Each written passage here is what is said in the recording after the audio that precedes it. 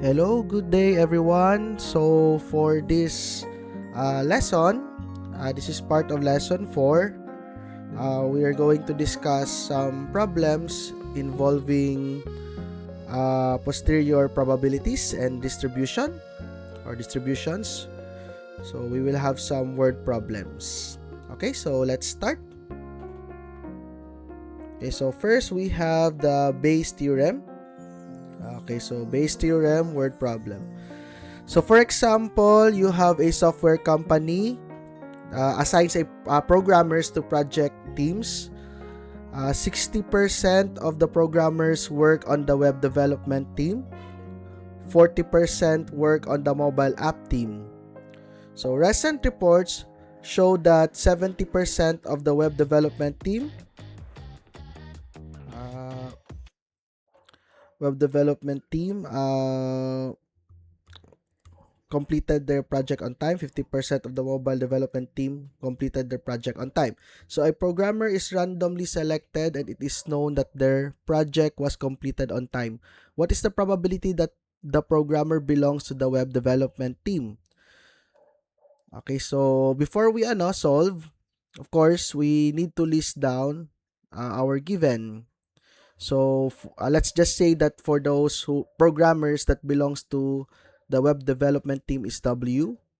Then for the mobile app team is for M, so for ease of use. And then let's say that our marginal, basically the completed on time, those programmers who completed on time is C.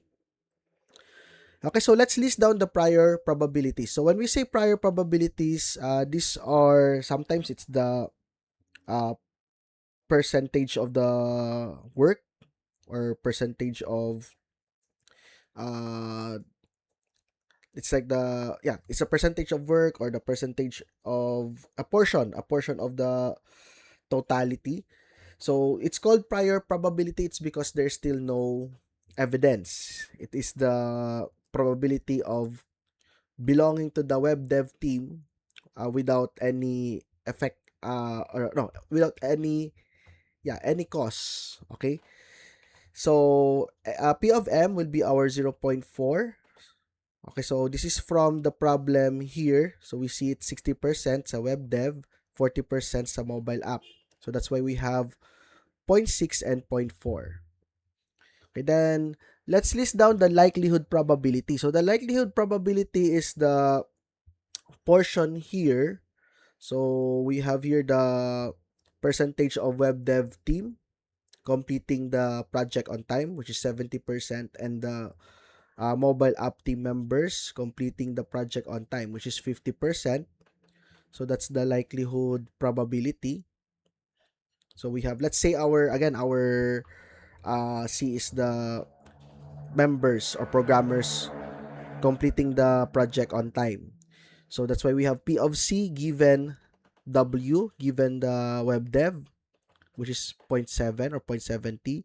And we have P of C or those who belong to the completed on time given members in the mobile app team. So we have 0.50. Okay.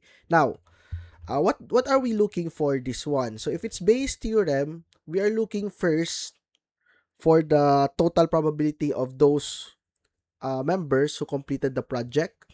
So project on time. And of course, we also look for the posterior probabilities. So these are the parts of the Bayes theorem. We have the prior probabilities, we have the likelihood probability, we have the marginal, so we call this one as the marginal probability, kanang total probability, and then we have the posterior probabilities, so the probabilities that we are looking for. So this is those who belong in the web dev team given that they have completed the time or completed the project, and those who belong, probability of those who belong to the mobile app team given that they have completed the project. Okay, now second step. So since we are looking for P of C, the total probability, so we look for that one. So we find the total probability of the marginal. So take note that the formula is a weighted average. This is a weighted average. So usually these are the error or defects. But in this case, we can also use it sa completion or the success rates also. We can use the opposite. So we have P of E equals P of E given A times A. So basically, the pattern is that you use the likelihood. So that's the weight or the average. The weight given your uh, prior probability. So kung A ni siya, A pod ni. Plus P of B, P of E given B times P of B. Then if there is C, if there are multiple items, so we have P of E given C times P of C, so on and so forth. But in this scenario, we only have 2. So in this case, again, our total probability is determined by the completion time, those who completed on time rather, P of C. So we have P of C given the web dev team member, so P of C given W times P of W plus P of C given M, so mobile app dev developer, times P of M. Okay, so then since we have listed this one sa given, we already know all of this. So P of C of W is 0.7, P of W is 0.6, then P of C of given M is 0.5, then P of M is 0.4. So we can substitute them here. Okay, then using your calculators, so we have 0.7 times 0.6 plus 0.5 times 0.4. It should give you 0.62. So take note, when we get the total probability, as much as possible, we have 4 decimal places. So ano lang, just to remind you lang, guys, usually, probability in this portion is makes use of 4 decimal places. Okay? So para dili masayop or gamay rang error. Okay, so that will be our first answer sa total probability P of C na to. So we have solved for the first one, this one, P of C. Now, let's solve for P of W given C and P of M given C. Okay, so let's solve for the posterior probability. So the formula is P of A given E equals P of E given A times P of A over P of E.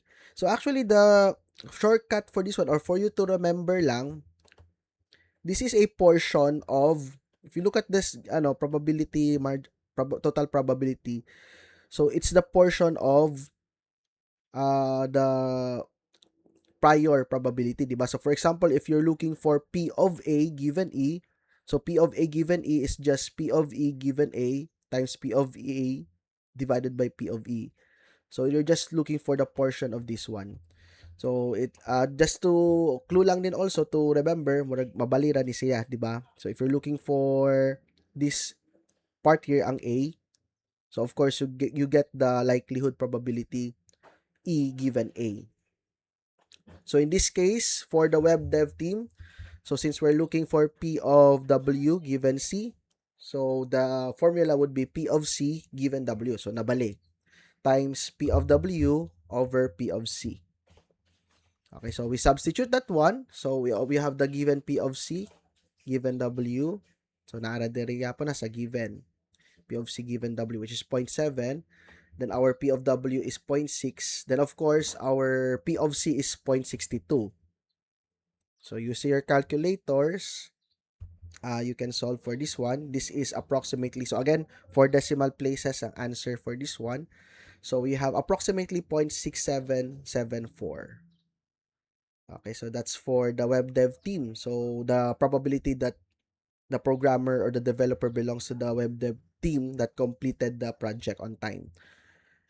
Okay, next, let's have the, of course, aside from P of W, we also have, sorry, this should be P of M. Okay, so for a while, I'll change that's P of M. So since we already solved for the P of W, so let's have the P of M. For a while lang. I'm changing the variables. I forgot to change. I just copy and paste it. Manggod. Okay, so here. Okay, sige. So let's go back. Okay, so there. Okay, so for mobile app team, so we have P of M given C. So we have P of C given M. times P of M over P of C. Then we substitute the given. So again, we have listed sa given ang P of C given M and also P of M, which is 0.50 and 0.40. So all over, so the P of C that we have solved, which is 0.62. So using your calculators, you should solve 0.3226. So if we ask ourselves which has the higher, kinsa ang dako ang contribution sa success, in this case completion man ang atong gihisgutan, so it would be those who are in web development, di ba, kay 0.67 man. So in terms of chances, so if we try to summarize this one, what is the probability that the programmer belongs to the web development team? So it's P of W given C, which is approximately 0.6774. So take note, the answer should be in this form, kay probability man ang gihisgutan, not chances. But if we are asked in terms of chances, we convert this one to percentage, so just move 2 decimal places to the right. So we have 67.74%. So chance that the programmer who completed on time belongs to the web dev team. Okay, so and of course, ang dako na contribution also is nasa web dev team. Okay, so that's an example for Bayes theorem word problem. So very similar. The exam also contains a very similar scenario like this. Okay, now let's go to binomial probability distribution problem. Okay, so before we proceed, let's try to understand how do we know if the problem is solvable by binomial probability distribution. So we have this acronym BINS, B-I-N-S. So first, if you try to read the problem, there are only two possible outcomes. So either success or failure. So example, heads or tail, 0 or 1, black or white, pass or fail. So those are examples of binary outcomes.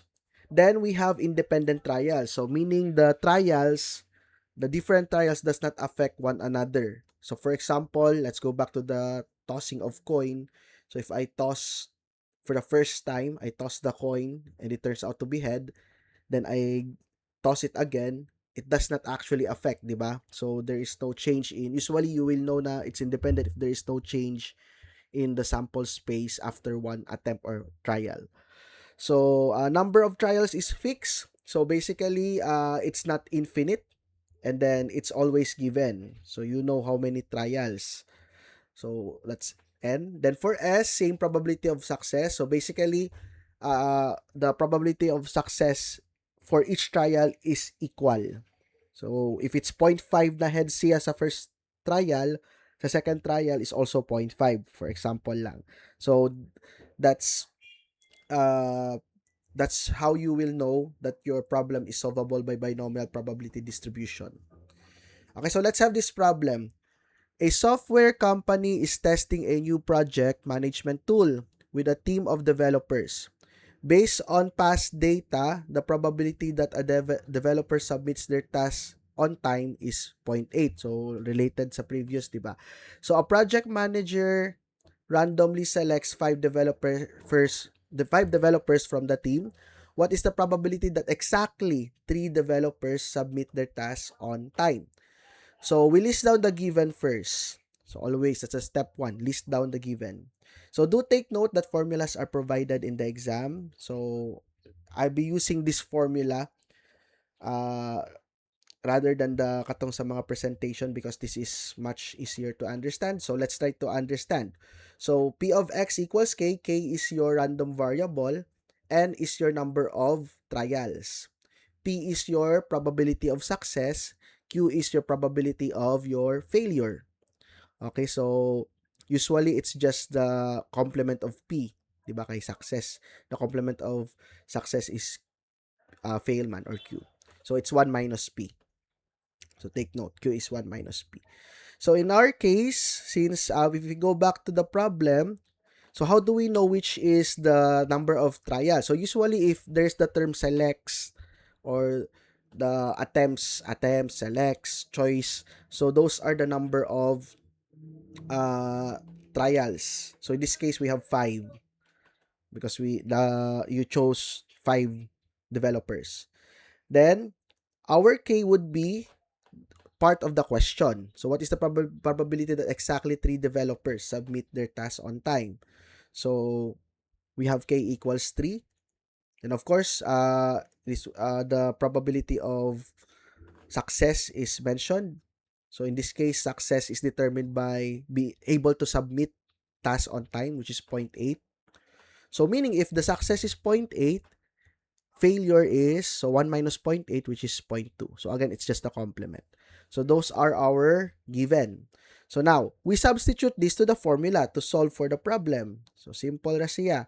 So again, I'll just list down the given again here at the side. So N is 5, K is 3, P is 0.8, Q is 0.2. Okay, so we will have something like this. So we have 5 factorial times 5 minus 3 factorial times 3. This is multiplication, 3 factorial. And then we have 0.8, because that's our P, raised to the power of 3. And then we have 0.2 raised to the power of 5 minus 3. Okay, so if we simplify that, so let's just simplify first before we input this one to the calculator. So we have 5 minus 3, which is 2 factorial. So take note that it's times, because maybe you base malimtan sa calcio ba. So that's you need to put times there. Then 5 minus 3 is just 2 here. So we can input this one in our calculator. Okay, so let me show first my calculator. Where's my calcu? Window capture. Let me show my calculator. Okay, so I'll put this at the side. Let's make this one smaller siguro. There. Okay, so I hope it's visible. Okay, so let's try. So based on our calculator, so you can do this one manually if you want to, but I suggest you do it using your calculator. So usually, factorial is located somewhere here sa taas. So, just find the exclamation point. So, your MS calculators, your ES calculators, EX calculators, for sure there is a factorial there. So, try to locate before you go to our exam, locate your factorials and try to solve this one on your own. So, let's try. So, let's have the fraction. We have 5 factorial. Sorry, not factorial. Shift factorial. Okay. So, usually, basta yellow, that's shift. Then, we have 2 factorial. So, 2 factorial. Then, don't forget again to put the sign na times. Okay, 3 factorial. And then, let's go out. So, times na pod. So, we are going to multiply 0.8. Okay, then raise to the power of 3. Okay, then we can have parenthesis 0.2 raised to the power of 2. Okay, so if we put equal sign, you will get 128 over 625. So I think that's the answer. Yeah, 128 over 625 or 0.2. Or in terms of chances, 20%. Okay, so you have 20% of getting exactly 3 developers who submit their tasks on time if you pick it randomly. Okay. So by the way, regarding sa for example, if you're using an older calculator, if it's not capable of having a fraction, so you can write this one like this. So you will have parenthesis 5 factorial close parenthesis divided by or over. So I just use divide kay mas proper man na siya. Wait, I'll go back. Yeah, 5 factorial over. So take note, you have two values sa what do we call this denominator. So you'll have 2 factorial times 3 factorial. So meaning you have two values or factors sa denominator. So again, you enclose the numerator sa parenthesis and the denominator sa parenthesis also. And then let's put times. So let's have 0.8 raised to the power of 3, and then also again times 0.2, so raised to the power of 2. So it should give you the same answer, 128 over 625. Or if you're using MS, you will get something like this, 0.2048. Then again, basta probability distribution, this is just probability raman, not posteriors or standard normal curve. So we round off to 2 decimal places. Okay, now let's proceed to discrete. Okay, so let's proceed to discrete. Uh, for discrete, basically, when discrete probability distribution, usually you're given a table. So remember, you are going to create here a probability distribution table. So take note, in the exam, the table is already provided. You just need to copy it sa inyong, what do you call this, orange booklet. Okay, so let's have this problem. A software company tracks the number of bugs found in a small project module during testing. Based on previous projects, the probability distribution for the number of bugs detected in a module is shown below. So here we have the number of bugs. So this will be our random variable. So x. So by the way, we are only going to solve for discrete because we don't have calculus, man. A continuous probability distribution needs calculus. So we have 0, 1, 2, 3, 4. So those are the possible values of our random variable.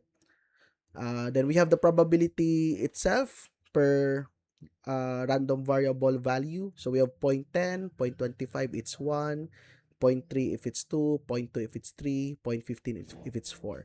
So the questions, so we are asked to verify that the table represents a valid probability distribution. So basically, if you see this question, you are asked to add the probabilities and make sure that the probabilities does not go beyond 1.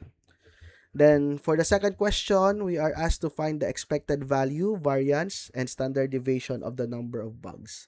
So let's try. So step 1, we have the probability distribution table. So do take note again, this is given in the exam. So you just need to fill out the table. So let's start with x of p of x. Before that, we need to verify sa. So let's add the probabilities. So basically, just get the summation of all the probabilities. So if you see this one, that's the summation. So if you add this one, if we use our calculator, so again, you can use your calcu. So let's have 0.1 or 0.10 plus 0.25 plus 0.3 or 0.30 plus 0.2 plus 0.15. So verify it. So it's 1. So we have already the answer for the first question. Basta verify. So it's just saying valid ba or invalid. It's valid if it's equal to 1.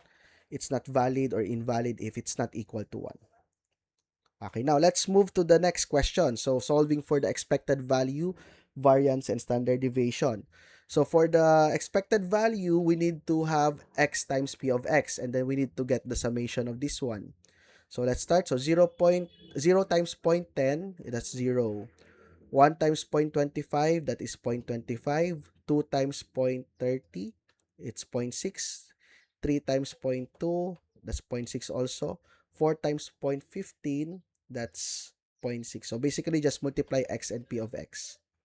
Okay, so if we add this, you will get the expected value.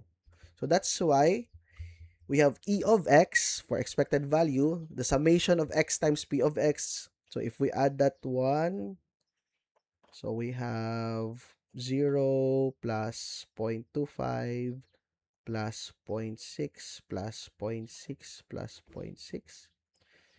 So we have 41 over 20, so which is 2.05. So do take note, in the exam, let's just use decimal, 2 decimal places for the expected value.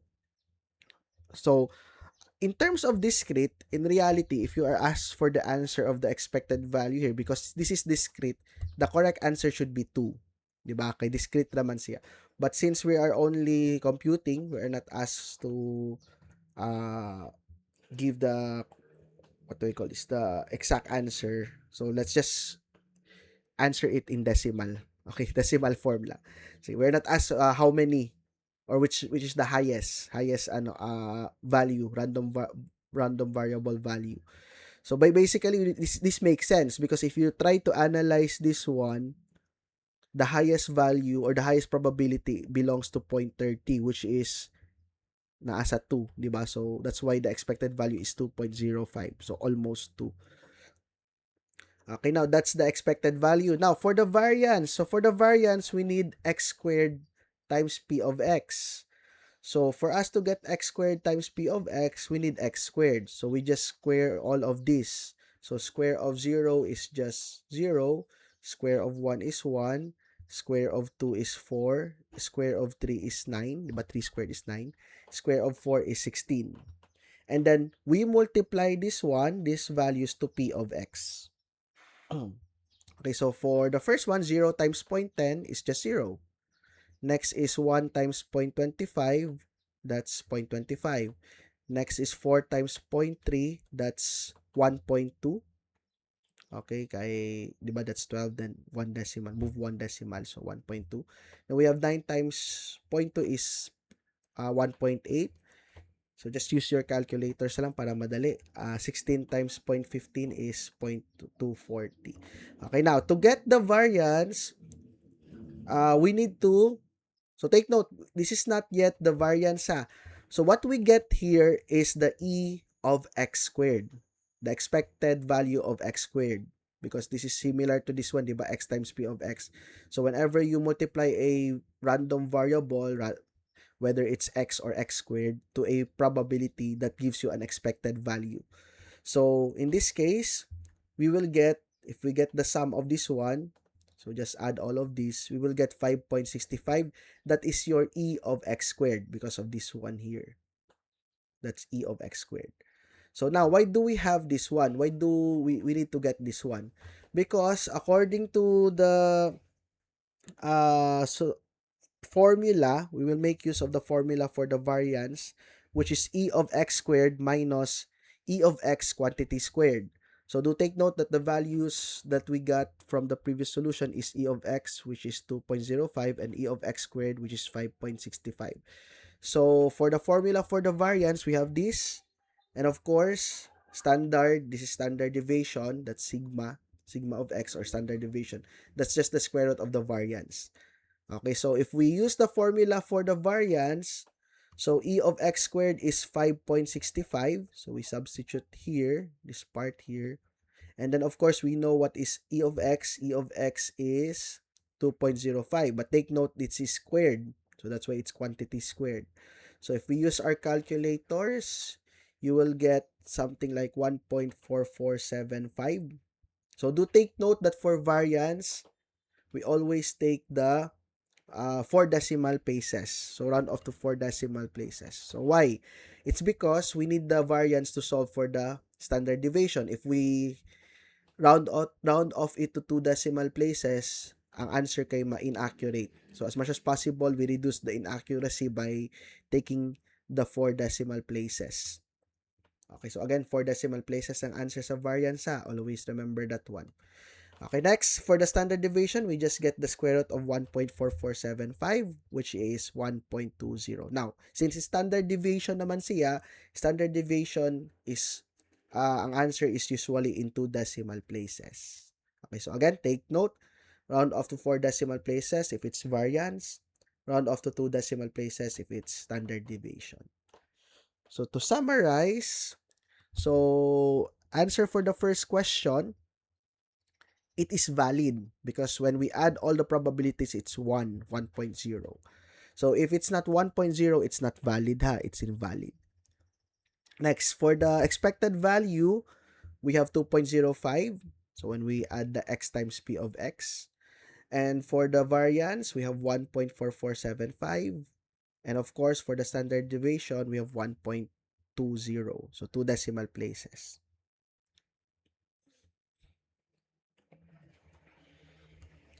Okay, now, for the last type of problem in the exam, we will have the standard normal distribution Okay, but take note, we're not going to make use of the z-table. Okay, so let's have an example here. How do we answer without using the z-table? So we will make use of the model. Okay, so we will answer in terms of models or model form.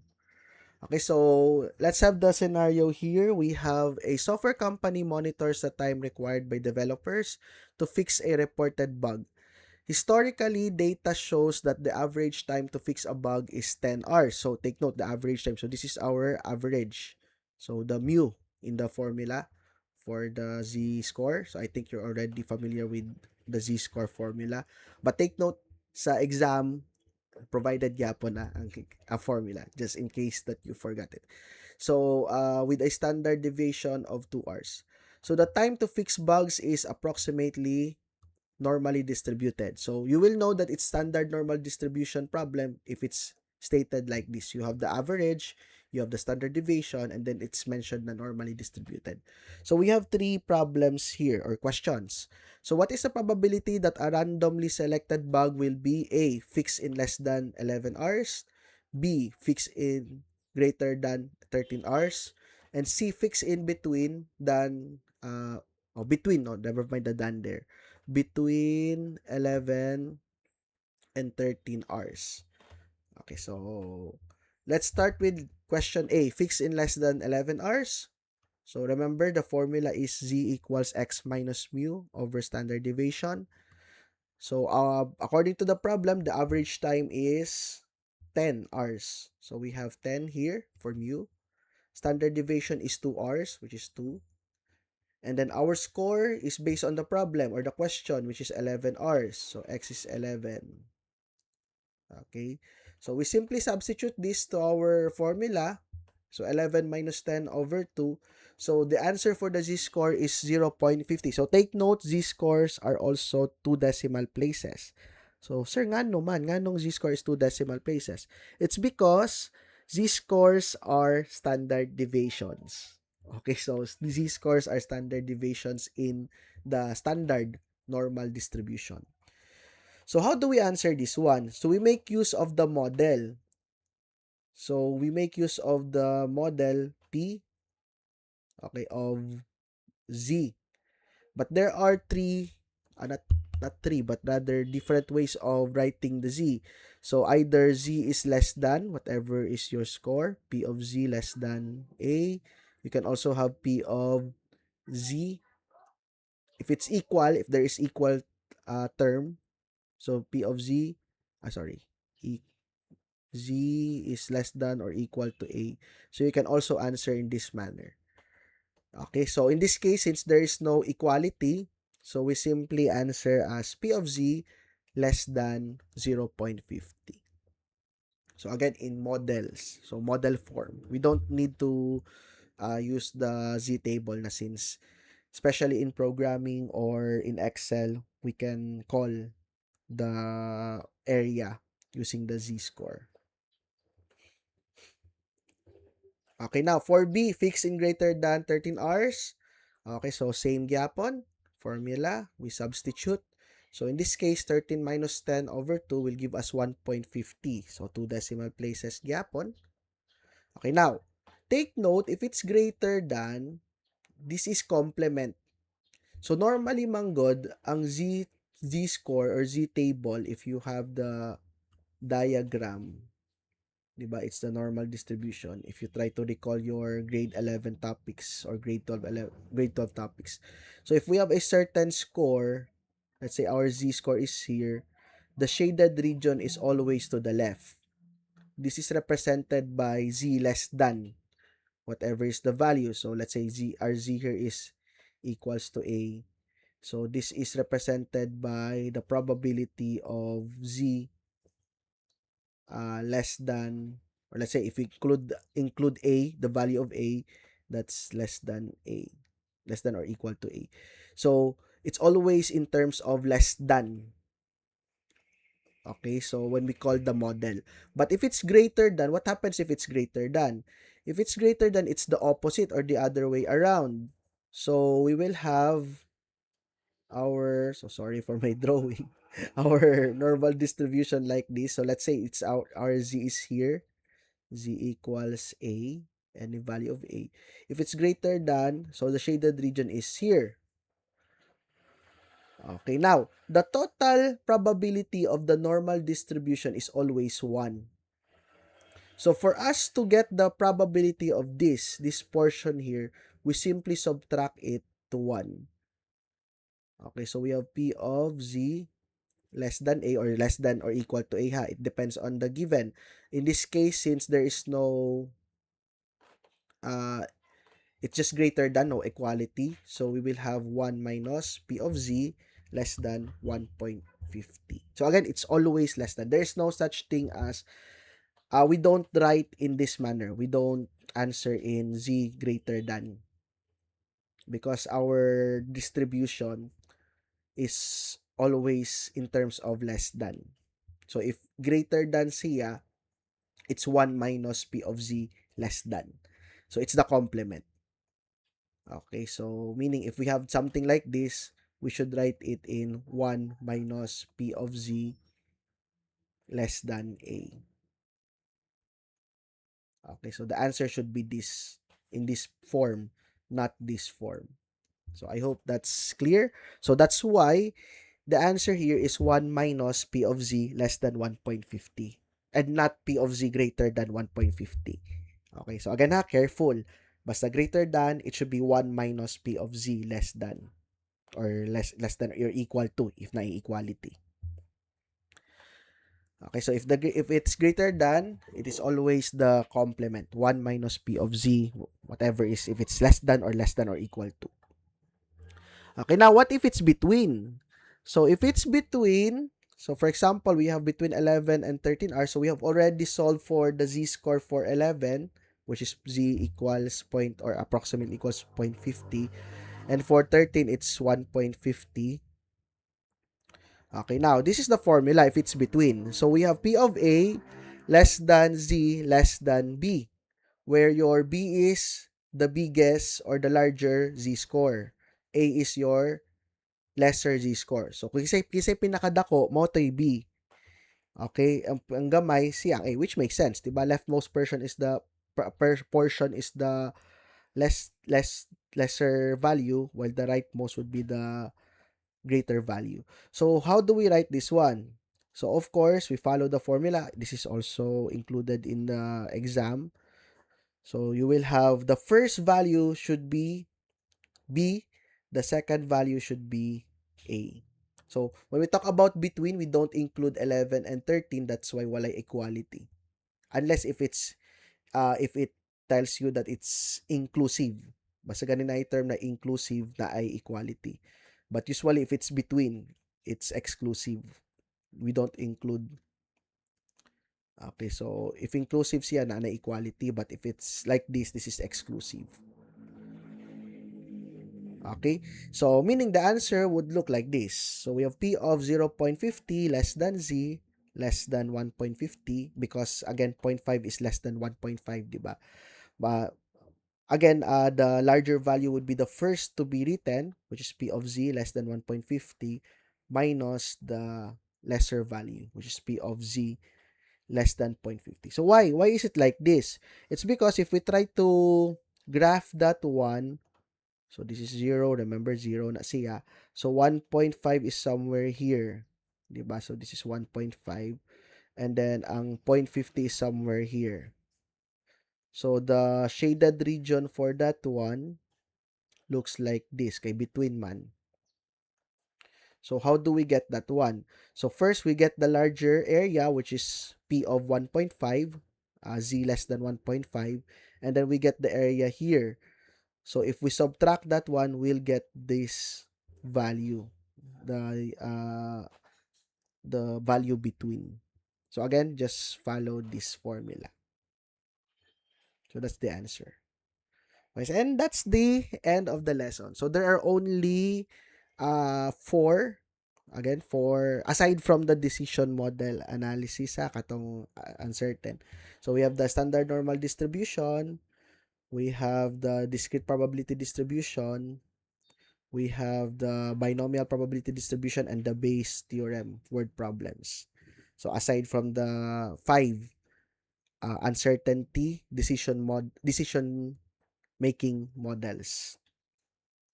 Okay, so that's for this video. So please answer the activity. Actually, that's that activity. That's quiz number 4 ha. So the quiz number 4 for in the MS forms attach in the post. Okay, so that's all. Bye bye.